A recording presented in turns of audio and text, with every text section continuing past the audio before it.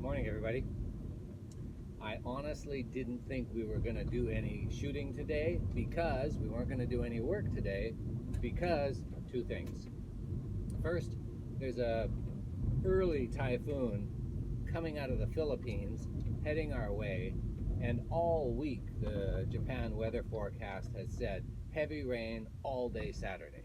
Sunday it's going to be no problem, sunny, but heavy rain all day Saturday.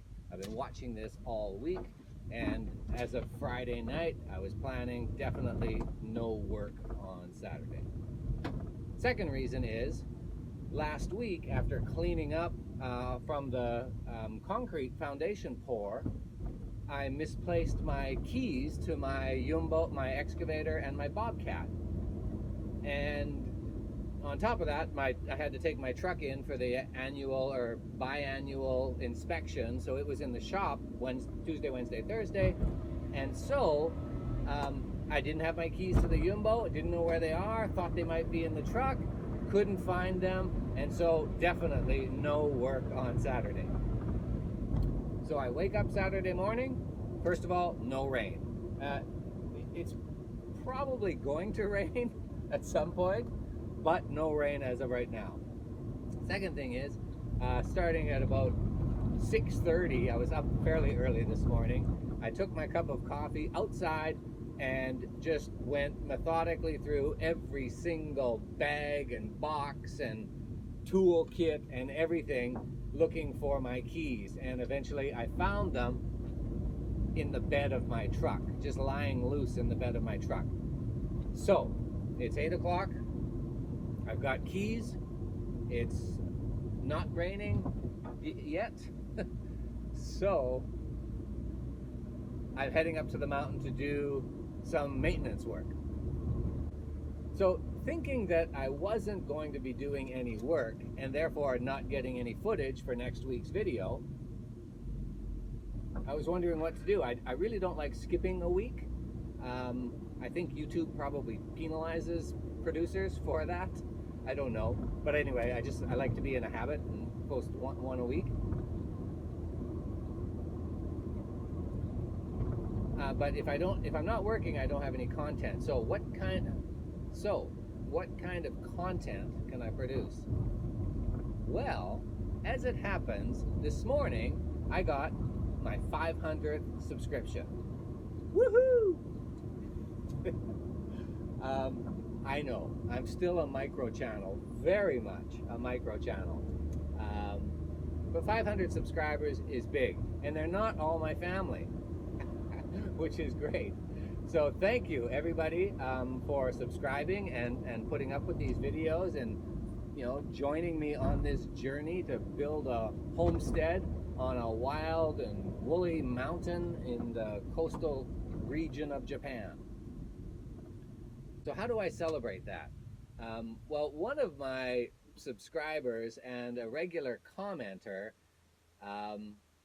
asked for an introduction. Like, introduce yourself, John. What are you doing? Hold on, spider. Okay. Let me try to give you a 1-minute introduction to John of Shimoda life while I'm driving up to the mountain. We are in the town of Shimoda, which is coastal Japan, about 3 hours south of Tokyo. I've lived here I've had a house here for about 6 or 7 years, and I've lived here full time for 4 or 5 years. I'm married and I have 5 pets, no kids, and my wife and I are having the time of our lives here in this wonderful little town. It's a seaside town, mountainous town, seaside town. All of Japan is mountainous and seaside pretty much, and it's a surfing town, tourist town. There's like this 6-week period in the summer where we get just millions of tourists. Beautiful, beautiful place to live. I came to Japan in the 80s first, before university, and I came and went several times, back to Canada to do my first degree, back to Japan to work, back to Canada to do my master's, back to Japan to work. Then in 2000, I started working for a computer manufacturer, Dell, and spent 12 years there between Japan and Canada. And so I've been in computer manufacturing for the last 21 years. And I'm in the operations side now. I used to be on the customer side, sales and marketing, but I've been in operations for about 7 years now. And my company, about 4 years ago, I wanted to move down to my house here in Shimoda from my house in Tokyo. And they allowed it. So I was working 4 days a week remote, and then 1 day a week I would take the bullet train up to Tokyo, leave at 6 in the morning, and come back at 9 at night. And that was good. It still allowed me to be here every weekend. Fantastic. Work-life balance was getting there, and then COVID hit. And suddenly everybody is working from home, but not just partially. We are 100% fully remote. From the president on down to the lowliest accounting clerk, pretty much our whole office is 100% remote now. And fingers crossed, it won't revert back once we're all vaccinated and COVID is a thing of the past. So that's it. That's my introduction. I'm having fun and trying to learn a whole bunch every single weekend. And I'm really glad that you guys are all hanging around with me to hopefully learn a little bit. Do not practice what I preach, though.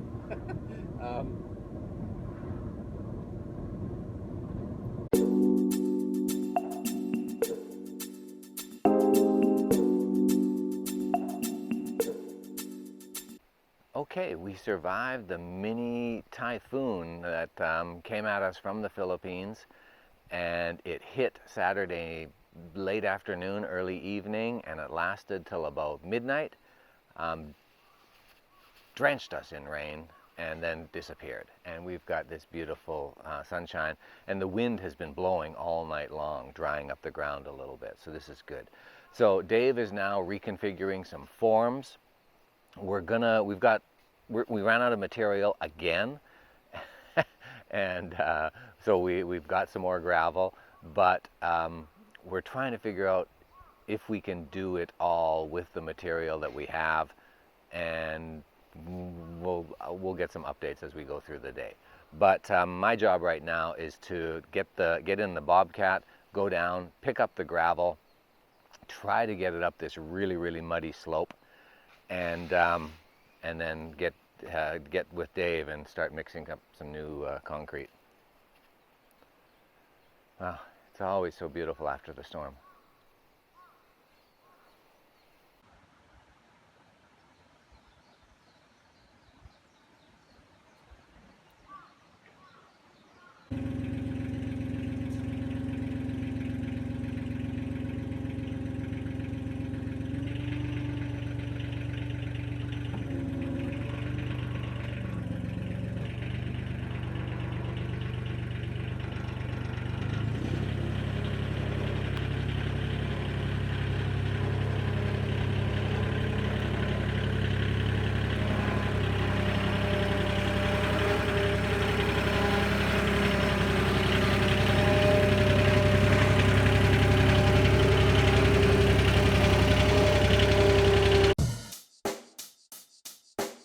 Check the mic and make sure it sound right, boys.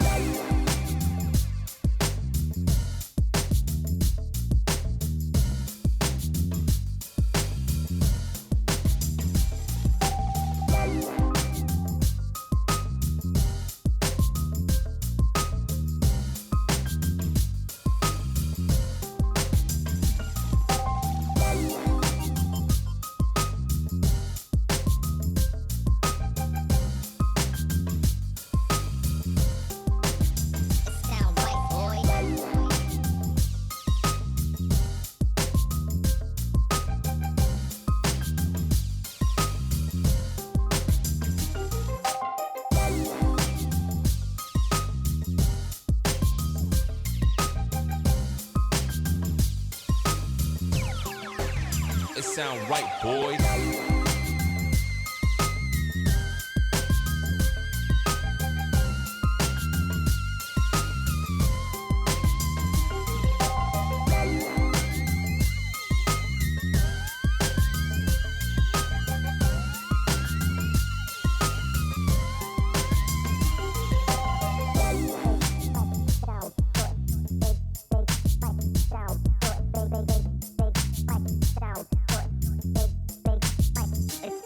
white boy. Sit down, do it.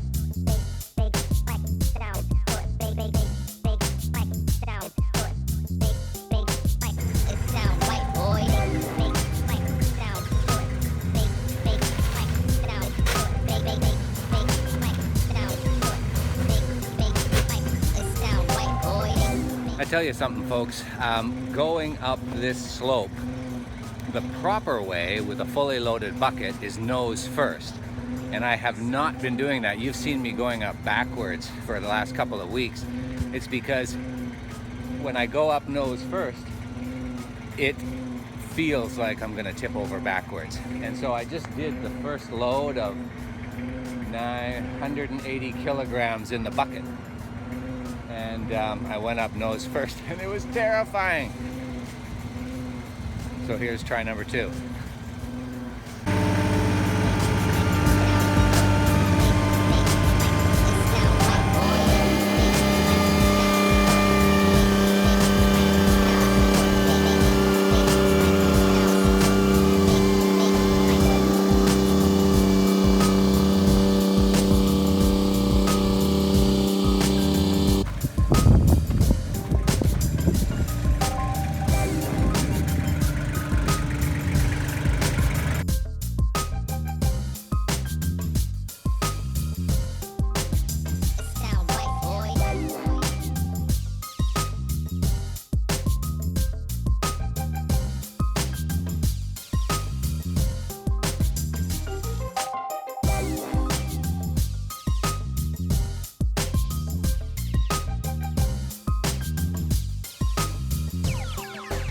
It sound right, boys.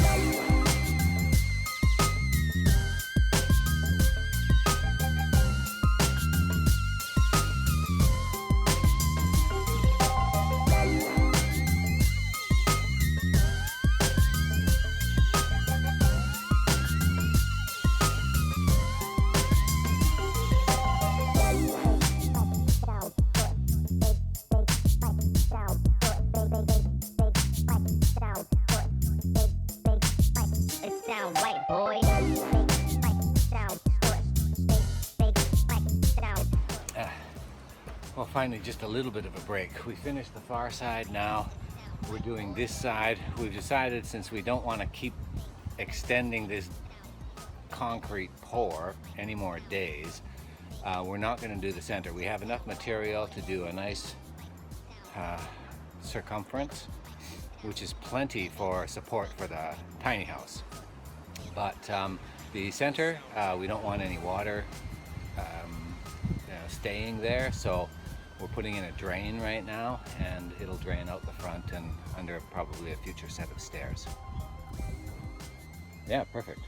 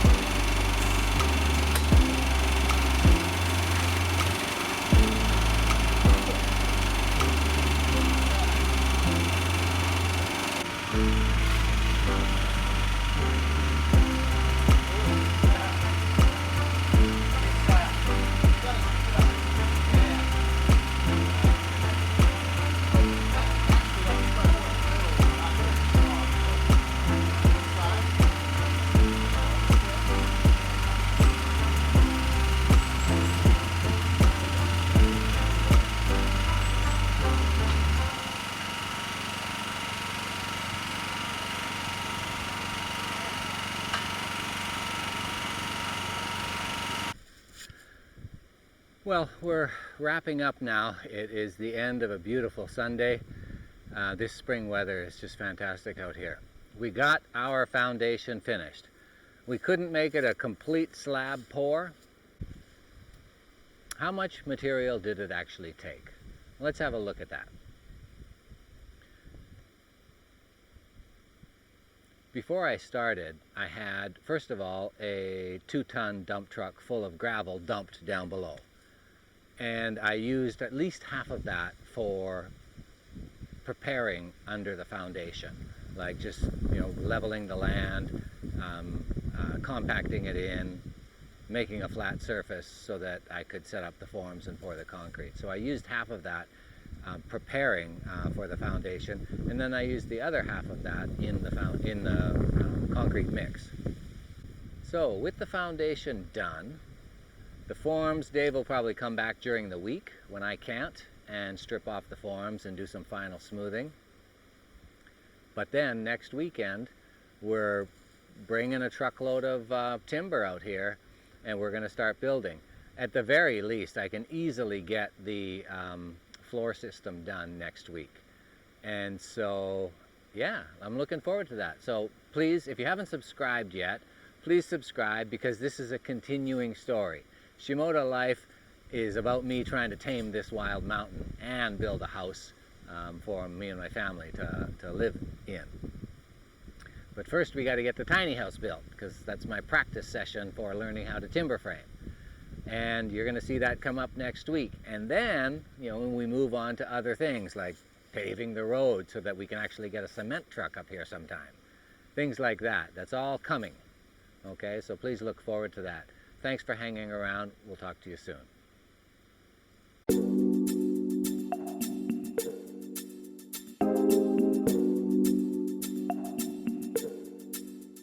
Really like being in the back end of the business. That doesn't sound too right. Really like being in the back office.